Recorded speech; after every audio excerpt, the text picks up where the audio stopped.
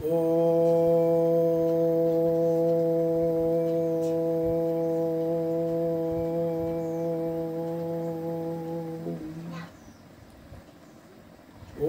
श्री परमात्माने नमः। ओम तमेव माता च पिता तमेव तमेव बन्धुश्च सखा तमेव तमेव विद्या दाविनं तमेव तमेव सर्वमंगलदेव।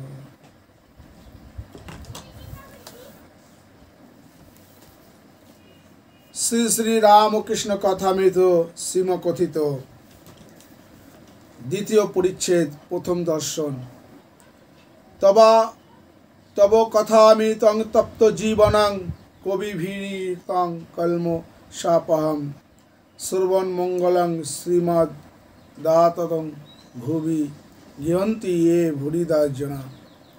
श्रीमद् भगवत गोपी गीताते रास पंचम अध्याये এই শ্লোকটি পাওয়া যায়। শ্রীমা কয়েকদিন ধরে তার পারিবারিক অশান্তিতে ভুগছিলেন। তিনি অনেকবার এরকম আগেও বহুবার হয়েছে, তিনি এবার আর জীবন রাখতে চাইছেন না, এই জীবন শেষ করে দিতে চাইছেন। সেই সময় এই মুহূর্তে এই পরিস্থিতি চলছে, আমরা এসব ঘটনা জানি, তাই বিস্তারিত আলোচনা না গিয়ে মূল কথায় আসি। তারপরে শ্রীম যখন ঠাকুরের কাছে দর্শন পেল, প্রথম দর্শন সে লিপিবদ্ধ করছে, সেখান থেকে আমরা পাঠকরা এবং শ্রোতারা সবাই আমরা পাঠ বা শুনব। কেউ এসছে? দাঁড়াও। গঙ্গা তীরে দক্ষিণেশ্বরে কালীবাড়ি, মা কালীর মন্দির। বসন্তকাল, ইংরেজি 1882 খ্রিস্টাব্দের মাসের সেই সময় শ্রীম ডায়েরিতে নোট করছেন, ঠাকুরের জন্মোৎসবের কয়েকদিন পরে শ্রীযুক্ত কেশব সেন ও শ্রীযুক্ত যোসেফ কুক সঙ্গে 23শে জানুয়ারি বৃহস্পতিবার 12ই ফাল্গুন 1288 শুক্লা ষষ্ঠী ছিল সেই দিনকে, ঠাকুর স্টিমারে বেড়াইয়া ছিলেন।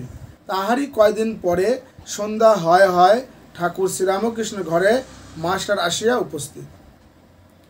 এই প্রথম দর্শন দেখিলেন, এক ঘর লোক নিস্তব্ধ হইয়া তাহার কথামৃত পান করিতেছেন। এক ঘর লোক সবাই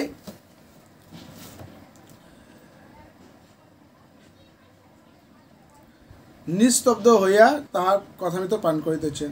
এখন যেমন অবস্থা চলছে, আপনারা পাঠ শুনছেন নিস্তব্ধ হইয়া, ঠিক সেইরূপ ঠাকুরের এক ঘর লোক ঠাকুরের কাছে বসিয়া কথামৃত পান করছেন।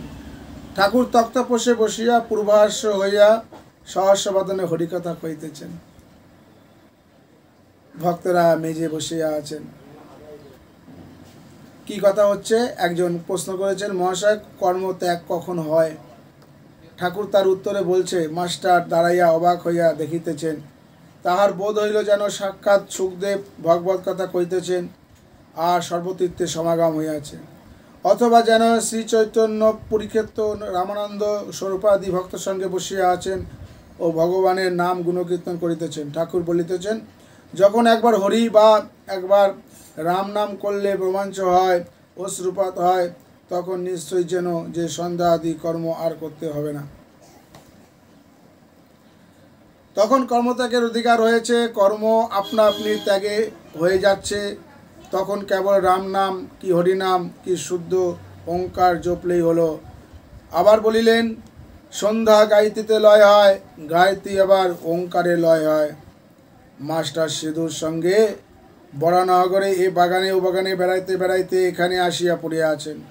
আজ রবিবার অবসর আছে, তাই বেড়াইতে আসিয়াছেন। শ্রীযুক্ত প্রসন্ন বাড়ুজের বাগানে কিয়ৎক্ষণ পূর্বে বেড়াইয়াছিলেন। তখন সিধু বলিয়াছিলেন, গঙ্গার ধারে একটি চমৎকার বাগান আছে, সেই বাগানটি কি দেখতে যাবেন? সেখানে একজন পরমহংস আছেন। বাগানের সদর ফটক দিয়া ঢুকে যাই মাস্টার ও সিধু বরাবর ঠাকুর শ্রীরামকৃষ্ণের ঘরে আসিলেন। মাস্টার অবাক হইয়া দেখিতে দেখিতে ভাবিতেছিলেন, আহা কি সুন্দর স্থান, কি সুন্দর মানুষ, কি সুন্দর কথা। এখান থেকে নড়তে ইচ্ছা করছে না।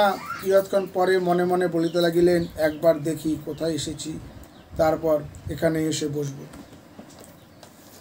সিঁদুর সঙ্গে ঘরের বাহিরে আসিতে না আসিতেই ও আরতির মধুর শব্দ হইতে লাগিল। এককালে কাসর ঘণ্টা খোল করতাল বাজিয়া উঠিল।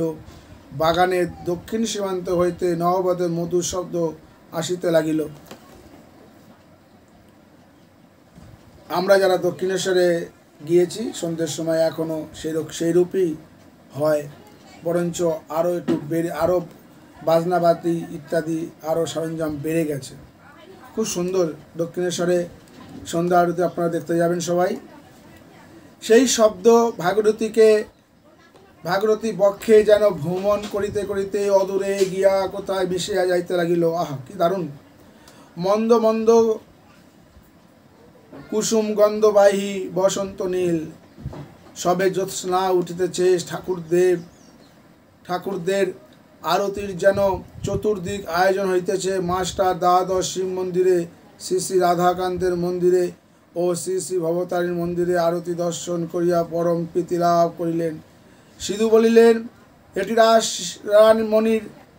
রাসমণির দেবালয়, এখানে নিত্য সেবা, অনেক অতিথি কাঙাল আসে। কথা কইতে কইতে ভবতারিণী মন্দির হইতে বৃহৎ পাকা উঠানের মধ্যে দিয়া পদচারণ করিতে করিতে দুজনে আবার ঠাকুর শ্রীরামকৃষ্ণের ঘরে সম্মুখে আসিয়া পড়িলেন। এবার দেখিলেন ঘর দ্বার দেওয়া, একমাত্র ধুনা দেওয়া হইয়াছে। মাস্টার ইংরেজি পড়িয়াছেন, ঘরে হঠাৎ প্রবেশ করিতে পারিলেন না। এই যে শিক্ষা, সে একজন বাঙালি, সে মাস্টারমশাই, সে কিন্তু শিক্ষা গ্রহণ করছেন ইংরেজিদের কাছ থেকে। এটা কিন্তু খুব সুন্দর, ভালো গুড সাইন। আমরা বিদেশিদের কাছ থেকেও ভালো ভালো জিনিস শিখতে পারি। তাদের আচরণ যেগুলো ভালো লাগবে সেগুলো অবশ্যই আমরা করতে পারি, যেগুলো খারাপ সেটা পরিত্যাগ করতে পারি। যাই হোক, মাস্টারমশাই ইংরেজি পড়িয়া আছেন, ঘরে হঠাৎ প্রবেশ করিতে পারিলেন না। দ্বার দেশ বৃন্দে কি দাঁড়িয়েছিল। জিজ্ঞাসা করিলেন, হ্যাঁ গা, সাধুটা কি এখন এর ভেতরে আছেন? বৃন্দে, হ্যাঁ এই ঘরের ভেতরে আছেন। মাস্টার, ইনি এখানে কয়দিন আছেন? বৃন্দে, তা অনেক দিন আছেন।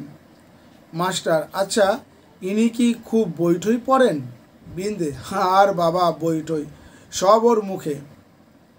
মাস্টার সবে পড়াশোনা করে এসেছেন, ঠাকুর শ্রীরামকৃষ্ণ বই পড়েন না শুনে আবারও অবাক হলেন।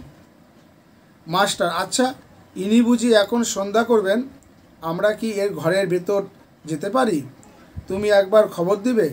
বৃন্দে, তোমরা যাও না বাবা, গিয়ে ঘরে বসো। কি সুন্দর! ঠাকুরের ঘর পারমিশন দেওয়াই আছে, যে কেউ যখন খুশি ঢুকতে পারে। খালি নিয়ম করেছি আমরা, না এখন ঢোকা যাবে না, এখন ঠাকুর শয়ন করছে, এখন ঠাকুর বিশ্রাম করছে, এখন ঠাকুর খাচ্ছে। কিন্তু ঠাকুরের ঘর সর্বদা খোলা সবার জন্য। তাই বৃন্দে ঝিটি পর্যন্ত এটা বুঝে গিয়েছিল। তাই বললে, কি সুন্দর, যেন জিন্দের ভি যেন পারমিশন দিচ্ছে। ওই ঘরের রক্ষাকর্ত্রী, দ্বার রক্ষী যেন মনে হচ্ছে যে হ্যাঁ আপনি যান না। কি সুন্দর! এইসব বিশ্লেষণ করলে সত্যি খুব অমৃত লাভ হয়।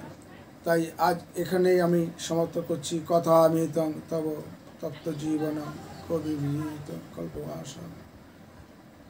ওম স্থাপকায় চ ধর্মস্য সর্বধর্মস্বরূপিণী অবতার বরিষ্ঠায় শ্রীরামকৃষ্ণায় তে নমঃ। জননীং শরদাং দেবীং রামকৃষ্ণ জগদ্গুরুং পাদপদ্মে তয় স্থিত্বা প্রণমামি মুহুর্মুহুঃ প্রণমামি মুহুর্মুহুঃ।